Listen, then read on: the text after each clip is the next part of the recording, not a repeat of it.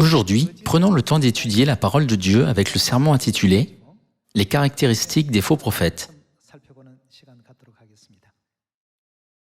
La raison pour laquelle nous étudions ce sujet aujourd'hui est que Jésus savait déjà que ses enfants, à qui il voulait donner le pardon des péchés en versant son sang, seraient séduits par les faux prophètes et les prendraient pour des prophètes de Dieu. Il en résultera que ces enfants ne trouveront pas le chemin du ciel.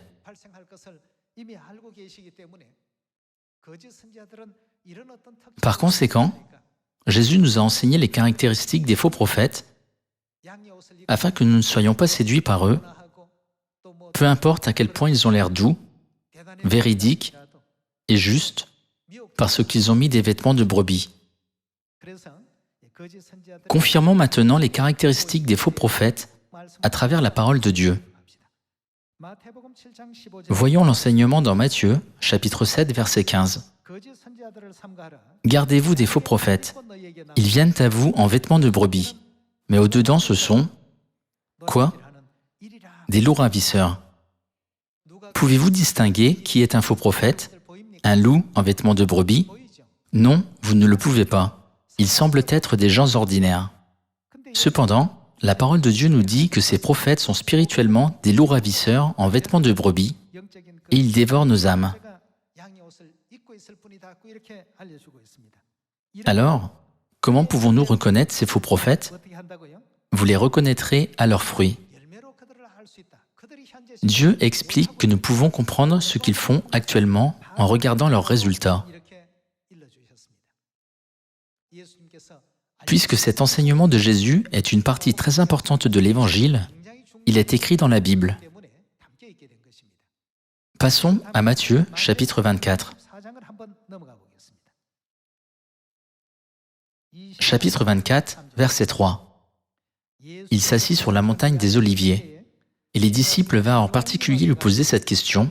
« Dis-nous, quand cela arrivera-t-il, et quel sera le signe de ton avènement et de la fin du monde ?» La fin du monde signifie la dernière époque. Les disciples ont demandé à Jésus quel serait le signe de la dernière époque. Continuons avec le verset 4. Jésus leur répondit, « Prenez garde que personne ne vous séduise. » Par conséquent, nous devons nous garder de ceux qui nous séduisent. Jésus a dit, « Prenez garde que vous ne soyez pas séduits par ceux qui essaieront d'entraîner vos âmes en enfer en vous empêchant d'entrer au ciel. » Alors, voyons qui appartient à ce type de gens d'après le verset 11. Plusieurs faux prophètes s'élèveront et ils séduiront beaucoup de gens. Même si c'est une époque où la vérité de Dieu doit être prospère, parce que de nombreux faux prophètes en vêtements de brebis apparaissent et détruisent les âmes, il est écrit « Et, parce que l'iniquité se sera accrue, l'amour du plus grand nombre se refroidira, mais celui qui persévérera jusqu'à la fin sera sauvé. » Cette bonne nouvelle du royaume sera prêchée dans le monde entier pour servir de témoignage à toutes les nations. Alors viendra la fin.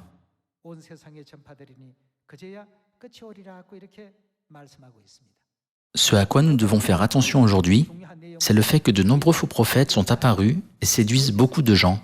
C'était ce dont Jésus s'inquiétait. Alors, si nous connaissons leurs caractéristiques, nous ne serons pas séduits ou trompés par eux, n'est-ce pas? Les gens sont trompés parce qu'ils ne connaissent pas les caractéristiques. Récemment, il y a eu des criminels qui mènent des attaques d'hameçonnage par téléphone. Ils contactent les gens en prétendant appeler de la Cour suprême ou du ministère public et leur disent « Si vous ne transférez pas de l'argent, quelque chose de grave va arriver. » Les gens paniquent en pensant que c'est réel. Certains donnent aux fraudeurs leur numéro de compte bancaire ou transfèrent des dizaines de milliers de dollars sur le compte qu'ils fournissent. Plus tard, lorsqu'ils reviennent à la raison, ils réalisent qu'ils ont été arnaqués. C'est un problème qui se produit fréquemment dans la société actuelle dans laquelle nous vivons. Les vrais prophètes sont les prophètes envoyés par Dieu. En revanche, les faux prophètes sont les prophètes qui ne sont pas envoyés par Dieu, mais se déguisent comme s'ils avaient été envoyés par Dieu.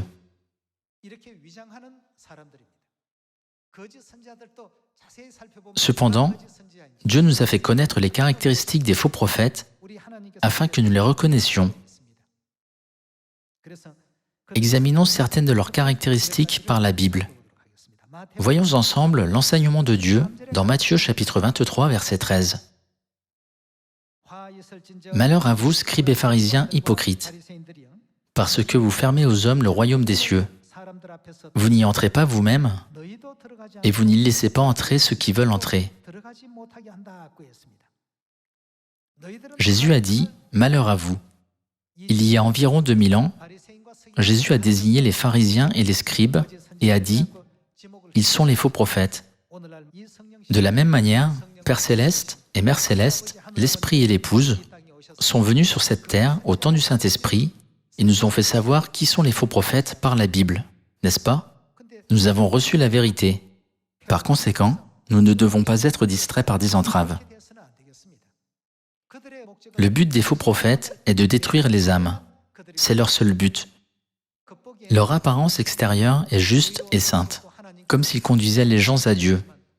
Cependant, Jésus a dit le contraire. Nous devons bien comprendre pourquoi Jésus l'a dit. Extérieurement, ils apparaissent comme de douces brebis. Cependant, du point de vue spirituel, ce sont des messagers envoyés de l'enfer pour détruire les âmes. Les caractéristiques des faux prophètes qui apparaissent aujourd'hui sont les mêmes que celles des faux prophètes d'il y a 2000 ans. Ils agissent exactement de la même manière. C'est pourquoi nous pouvons facilement les reconnaître. Ouvrons Matthieu chapitre 15, verset 7. Hypocrites. Ce sont des hypocrites parce qu'ils semblent agir comme s'ils croyaient en Dieu. Ésaïe a bien prophétisé sur vous quand il a dit « Ce peuple m'honore des lèvres, mais son cœur est éloigné de moi. » Comment honore-t-il Dieu? C'est en vain qu'il m'honore en enseignant des préceptes qui sont des commandements d'hommes.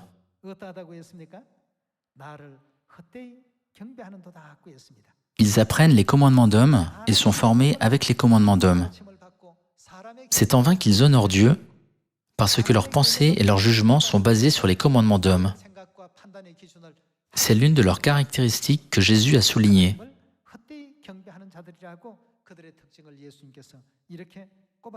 Continuons avec le verset 13.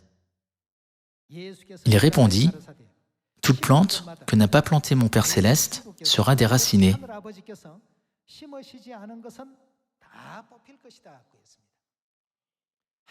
La Bible dit « Quiconque suit les commandements d'hommes que Dieu n'a pas plantés, ni enseignés, sera déraciné et jeté dans le feu éternel de l'enfer à la fin. »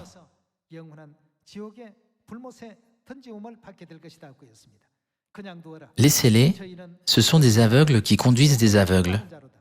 Si un aveugle conduit un aveugle, ils tomberont tous deux dans une fosse. L'une des caractéristiques des faux prophètes ici est qu'ils enseignent les commandements d'hommes. Ce qui signifie que les faux prophètes n'enseignent jamais les commandements de Dieu. Puisque leurs enseignements sont basés sur les commandements d'hommes, nous devons discerner de telles personnes.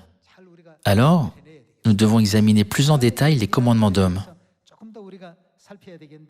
Voyons l'enseignement de Dieu dans Ésaïe chapitre 29, verset 11.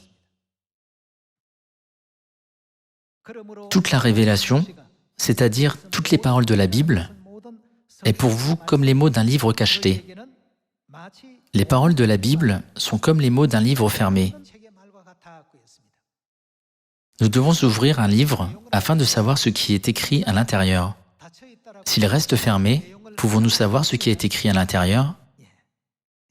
Voyons à quel genre de personne la Bible est fermée. Que l'on donne à un homme qui sait lire en disant « Lis donc cela » et qui répond « Je ne le puis car il est cacheté ». Ou comme un livre que l'on donne à un homme qui ne sait pas lire en disant « lis donc cela, et qui répond, je ne sais pas lire. Le Seigneur dit, quand ce peuple s'approche de moi, il m'honore de la bouche et des lèvres, mais son cœur est éloigné de moi, et la crainte qu'il a de moi n'est qu'un précepte de, quoi? Tradition humaine. Continuons avec le verset 14. C'est pourquoi je frapperai encore ce peuple par des prodiges et des miracles, et la sagesse de ces sages périra, et l'intelligence de ces hommes intelligents disparaîtra. La sagesse de ceux qui apprennent les commandements d'hommes disparaîtra, et la révélation de la parole de Dieu est pour eux comme les mots d'un livre cacheté. Ils entendent, mais ils n'ont aucune idée de ce qu'il est dit. Ils voient, mais ils ne comprennent pas ce qu'il signifie. Ils ont le cœur, mais ils n'ont pas de réalisation.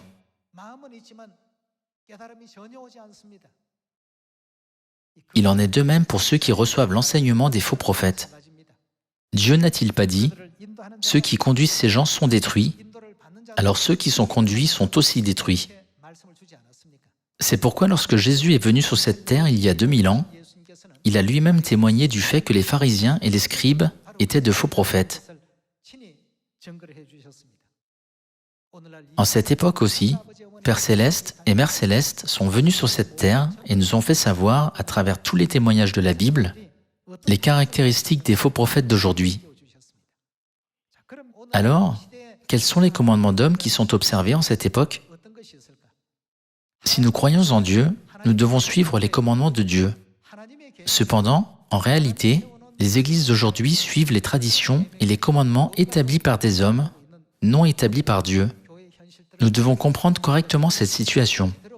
Si nous le faisons, nous pourrons faire la distinction entre les églises qui observent les commandements d'hommes et l'église qui observe les commandements de Dieu. Allons à Ézéchiel chapitre 22. Parmi de nombreuses prophéties écrites par le prophète Ézéchiel, les caractéristiques des faux prophètes sont écrites en détail. Voyons l'enseignement de Dieu dans Ézéchiel chapitre 22, verset 23. La parole de l'Éternel me fut adressée en ces mots. Fils de l'homme, dis à Jérusalem, tu es une terre qui n'est pas purifiée, qui n'est pas arrosée de pluie au jour de la colère. Ces prophètes conspirent dans son sein comme... Quoi? Des lions rugissants qui déchirent leur proie, ils dévorent les âmes, ils s'emparent des richesses et des choses précieuses, ils multiplient les veuves au milieu d'elles. Continuons avec le verset 26. Ces sacrificateurs violent ma loi. Le prophète Ézéchiel a fait remarquer les œuvres des faux prophètes et a dit « Ils sont comme des lions rugissants ». Dans 1 Pierre chapitre 5, verset 8, le diable est comparé à un lion rugissant. Selon la Bible, les faux prophètes sont comparés à des lions rugissants. Continuons avec le verset 26. Ces sacrificateurs violent ma loi. Cela veut dire qu'ils violent la loi de Dieu. Que font-ils d'autre? Et profanent mes sanctuaires. Ils ne distinguent pas ce qui est saint de ce qui est profane. Ils ne font pas connaître la différence entre ce qui est impur et ce qui est pur. Ils détournent les yeux de mes sabbats. Ici, nous pouvons trouver un facteur très décisif pour identifier les faux prophètes. C'est une prophétie très importante écrite par le prophète Ézéchiel. Puisqu'ils détournent les yeux des sabbats de Dieu, ils n'enseignent pas le sabbat aux autres. Puisqu'ils n'enseignent pas le sabbat, ils ne l'observent pas non plus. Ils détournent les yeux de mes sabbats. Et comment Dieu est-il traité au milieu d'eux? Je suis profané au milieu d'eux. La caractéristique la plus remarquable des faux prophètes d'aujourd'hui est qu'ils observent les commandements d'hommes. Ceux qui n'observent pas le jour du sabbat et détournent les yeux des sabbats sont les faux prophètes. N'est-ce pas Dieu qui témoigne de ce fait? Continuons avec le verset 27. Ses chefs sont dans son sein comme des loups qui déchirent leur proie. D'après Matthieu chapitre 7 que nous avons lu tout à l'heure, les faux prophètes viennent à vous en vêtements de brebis, mais au-dedans ce sont quoi? Ce sont des loups ravisseurs. Par conséquent, les chefs ici indiquent les faux prophètes. Ces chefs sont dans son sein comme des loups qui déchirent leur proie. Ils répandent le sang et... Que font-ils aux âmes? Nous pouvons voir qu'ils conduisent les âmes à la destruction. Ils répandent le sang, perdent les âmes pour assouvir leur cupidité. Et ces prophètes ont pour eux des enduits de plâtre. Avoir des enduits de plâtre signifie se déguiser. L'enduit de plâtre est une composition liquide pour blanchir une surface, ce qui peut rendre les taches même sales, blanches et propres. Et ces prophètes ont pour eux des enduits de plâtre, de vaines visions, des oracles menteurs. Voici un facteur décisif. Ils disent « Ainsi parle le Seigneur l'Éternel », c'est-à-dire Dieu, et l'Éternel ne leur a point parlé. Dieu a-t-il déjà dit « Le dimanche est mon jour de culte. Souvenez-vous de ce jour pour le sanctifier. » Bien que Dieu n'ait jamais dit cela, les hommes ont fixé le dimanche comme jour saint du Seigneur. Depuis l'an 321 jusqu'à aujourd'hui, toutes les églises adorent le Dieu Soleil en observant le culte du dimanche. Cela ne devrait pas se produire dans les églises. L'église n'est-elle pas un endroit pour adorer le vrai Dieu? Ce n'est pas un endroit pour adorer le Dieu Soleil. Cependant, Dieu nous a déjà avertis par le prophète Ézéchiel que ces faux prophètes apparaîtront et nous a dit de nous garder d'eux. Relisons le verset 28. « Et ces prophètes ont pour eux des enduits de plâtre, de vaines visions, des oracles menteurs. Ils disent « Ainsi parle le Seigneur l'Éternel, et l'Éternel ne leur a point parlé. » Le peuple du pays se livre à la violence, commet des rapines, opprime le malheureux et l'indigent, foule l'étranger contre toute justice. Je cherche parmi eux un homme qui élève un mur, qui se tienne à la brèche devant moi en faveur du pays, afin que je ne le détruise pas, mais je n'en trouve point. Je répandrai sur eux ma fureur, je les consumerai par le feu de ma colère, je ferai retomber leurs œuvres sur leur tête, dit le Seigneur l'Éternel. Le prophète Ézéchiel a fait remarquer précisément les caractéristiques des faux prophètes. Ils dévorent les âmes comme des lions rugissants et des loups. L'une de leurs caractéristiques est qu'ils ne voient pas le jour du sabbat, que Dieu a fixé comme jour saint, ni l'entendent, ni l'observent. Il y a plusieurs raisons pour lesquelles Dieu a fixé le jour du sabbat. L'une des raisons est de nous donner ce jour comme signe entre Dieu et son peuple, et de nous faire savoir qu'il est notre Dieu et que nous sommes son peuple. Bien que Dieu nous ait donné le jour du sabbat pour cette raison, ils ne s'en soucient même pas. Ils disent « À quoi bon le jour du sabbat? Ce n'est qu'une loi. » Ce n'est pas simplement une loi, mais c'est la loi de Dieu, n'est-ce pas? Les églises d'aujourd'hui n'observent pas la sainte loi de l'alliance de Dieu qu'il a établie afin de conduire toute l'humanité au salut. Par conséquent, bien que Dieu doive être glorifié, comment est-il traité par ceux qui n'observent pas le jour du sabbat? La Bible éveille clairement tout le monde au fait que ceux qui profanent Dieu sont en fait les faux prophètes.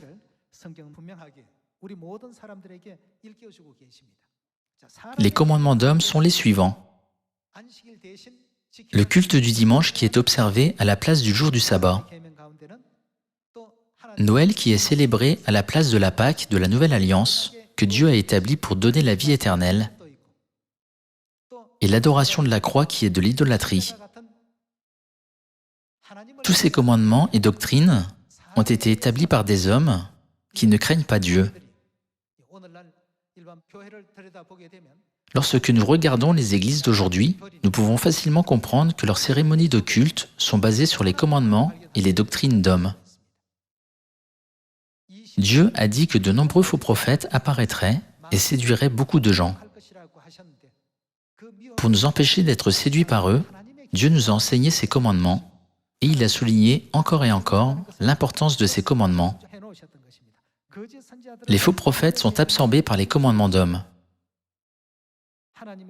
Cependant, voyons le témoignage de Dieu concernant la position des vrais prophètes de Dieu et du peuple de Dieu.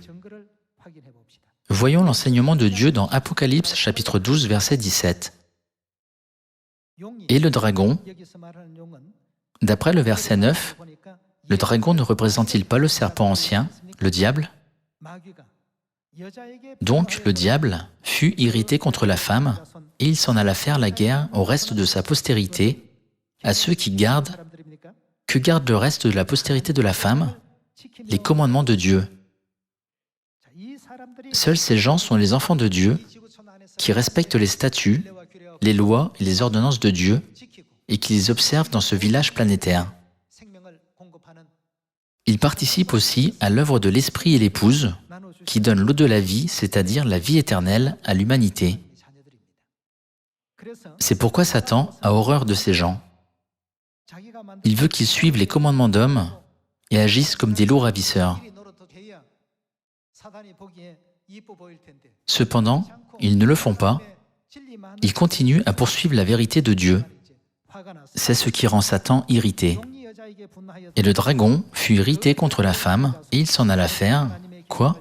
La guerre au reste de sa postérité, à ceux qui gardent les commandements de Dieu et qui retiennent le témoignage de Jésus. Cela veut dire qu'ils se dressent les uns contre les autres. Puisque ces gens se dressent contre le diable, ils sont du côté de Dieu. Qui sont ces gens? La femme et le reste de la postérité de la femme.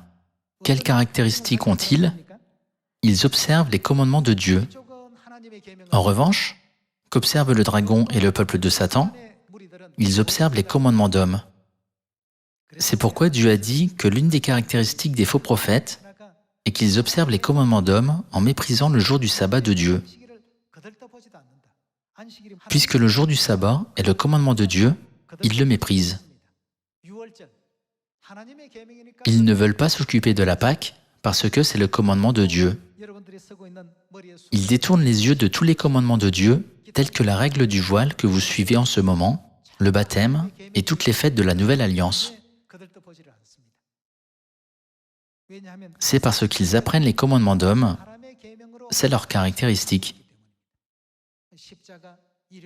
L'adoration de la croix, le culte du dimanche et Noël servent tous à adorer un Dieu spécifique. De quel Dieu s'agit-il? Ces rituels sont pratiqués par ceux qui adorent le Dieu Soleil. Ces rituels sont entrés dans l'Église secrètement et se sont fait passer pour les enseignements de Dieu. Cependant, du point de vue de la Bible, ce sont tous l'iniquité. Dieu n'y prend pas plaisir. Ce sont les caractéristiques des faux prophètes. Ils observent les commandements d'hommes tels que le culte du dimanche.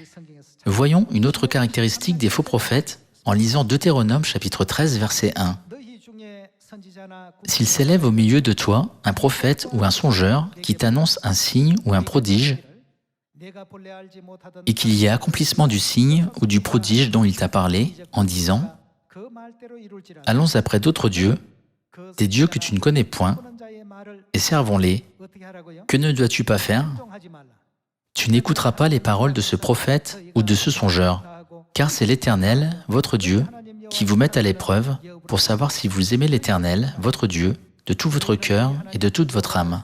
Vous irez après l'Éternel, votre Dieu, et vous le craindrez, vous observerez ses commandements, vous obéirez à sa voix, vous le servirez, et vous vous attacherez à lui. Ce prophète ou ce songeur sera puni de mort, car il a parlé de révolte contre l'Éternel, votre Dieu, qui vous a fait sortir du pays d'Égypte et vous a délivré de la maison de servitude.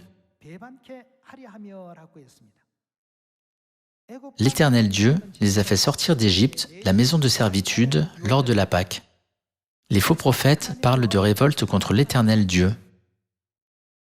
Les églises d'aujourd'hui célèbrent-elles la Pâque, qui est un commandement donné par Dieu?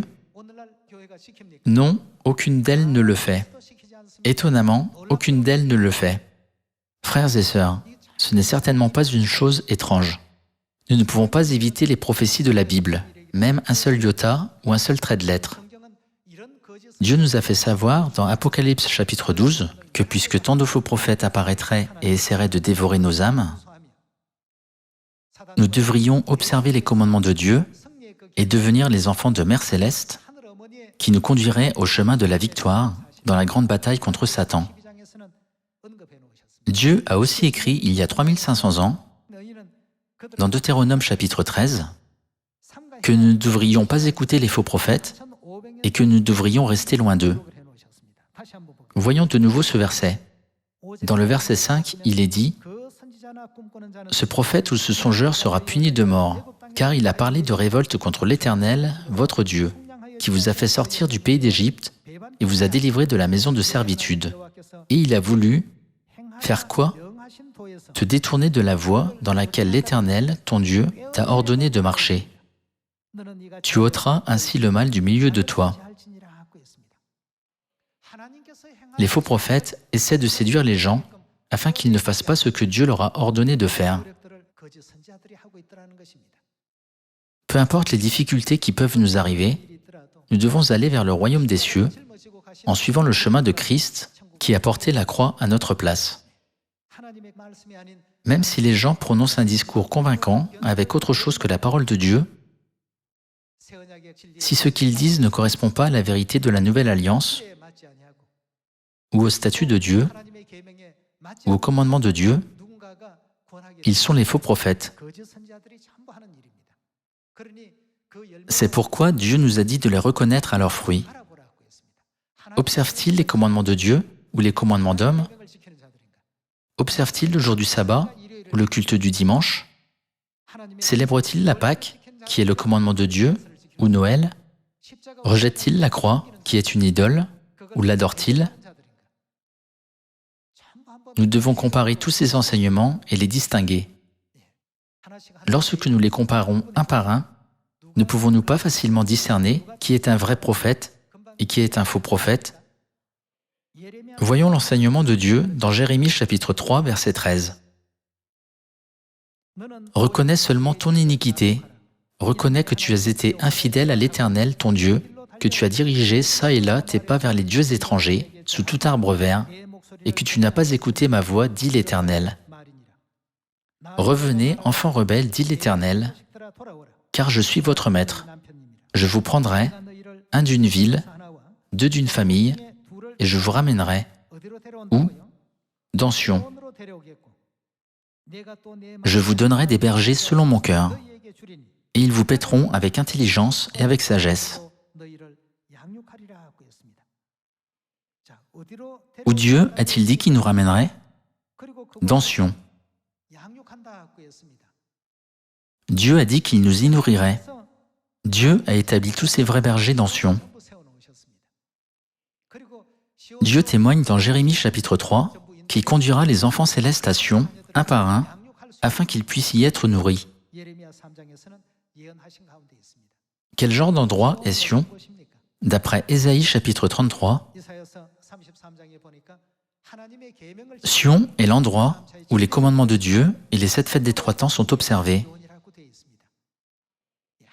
Le vrai peuple de Dieu est dans Sion où les fêtes sont célébrées. À travers ces versets couplés, la Bible nous éveille au fait que l'endroit où le vrai peuple de Dieu et les vrais prophètes demeurent est Sion. Lorsque le roi Josias et le roi Ézéchias ne connaissaient pas les commandements de Dieu, ils adoraient des idoles. Cependant, lorsqu'ils ont appris les commandements de Dieu, ils ont mis toutes les idoles en pièces et ont sanctifié la Pâque. Ne pouvons-nous pas trouver une trace de ce que le roi Josias a fait dans 2 Rois chapitre 23? Nous pouvons trouver une trace de ce que le roi Ézéchias a aussi fait dans 2 Chroniques chapitre 30. Cependant, les faux prophètes d'aujourd'hui disent « Je sais que c'est ce que dit la Bible, mais je ne le suivrai toujours pas. » Même si la Bible dit que c'est vrai, ils ne suivent pas les enseignements de Dieu. C'est parce que leur esprit est absorbé par les commandements d'hommes. Par conséquent, ils ne peuvent jamais accepter les commandements de Dieu. C'est pourquoi, concernant les faux prophètes, Dieu a dit par le prophète Ézéchiel « Ils détournent les yeux de mes sabbats. Par conséquent, je suis profané au milieu d'eux. » Dieu n'est pas glorifié, mais profané au milieu d'eux. Gravons de nouveau cette question dans notre cœur pour ne pas tomber dans un tel acte. Devenons les enfants de Sion qui respectent les statuts, les lois et les ordonnances de Dieu.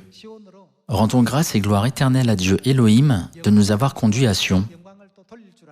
J'aimerais conclure le sermon d'aujourd'hui. Merci beaucoup.